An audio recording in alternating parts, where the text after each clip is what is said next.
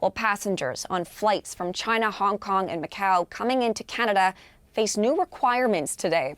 Now, before they can board their plane, they'll have to show a negative COVID-19 test.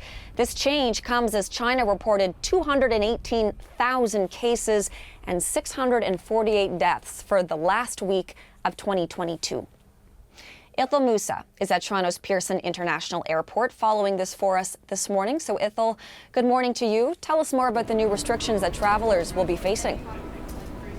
Yeah, Hillary, this new measure is going to take effect for at least 30 days, and it's in response, as you mentioned, to the situation in China. Right now, cases of COVID-19 are surging, while the country is also loosening restrictions.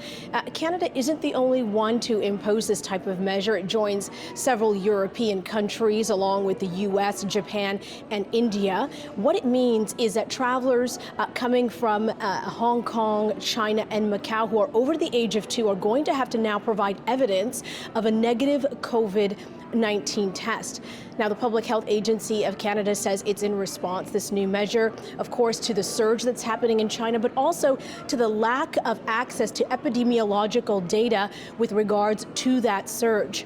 However, public health officials in Canada, some of them, have questioned whether this new measure will actually help to keep COVID and new variants out of Canada. Kinds of things they just don't work, and the science just doesn't support them. And we've also kind of seen this now. The idea of banning travel from India didn't prevent Delta from coming here, or banning travel from South Africa didn't prevent Omicron. Variants will come in. I think this is more of a political move. I think governments understand that using a test with a relatively high false negative rate and having people do that before travel will not prevent a new variant from coming here. Yeah, so there are, of course, there is, I should say, some concern among scientists about this surge of cases in China and perhaps, the unleashing of new variants. And there's concern, of course, about that coming into Canada. The World Health Organization has pleaded with China to provide more information about what's actually happening on the ground. Hillary?